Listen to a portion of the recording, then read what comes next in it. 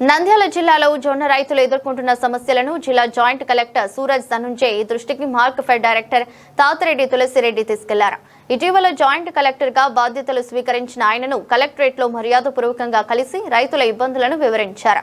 ఈ సందర్భంగా తులసిరెడ్డి మాట్లాడుతూ పార్లమెంట్ పరిధిలోని పలు గ్రామాల నుంచి పెద్ద ఎత్తున జొన్న రైతులు వేర్ హౌస్ గోదాంల వద్ద పడిగాపులు కాస్తున్నారని తెలిపారు.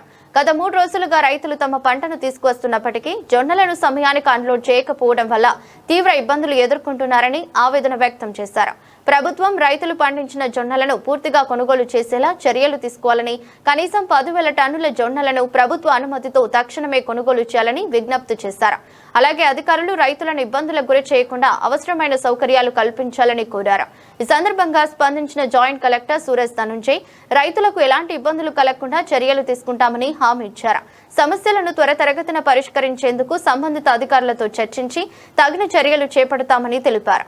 ఈ కార్యక్రమంలో ఎం కృష్ణాపురం సీనియర్ రైతు నాయకుడు బాలేశ్వర్ రెడ్డి, నంద్యాలకు చెందిన రామకృష్ణారెడ్డి, పాణ్యంకు చెందిన మురళీధర్ రెడ్డి, గడివేముల ప్రాంతానికి చెందిన చంద్రశేఖర్ రెడ్డి తదితర రైతులు పాల్గొన్నారు.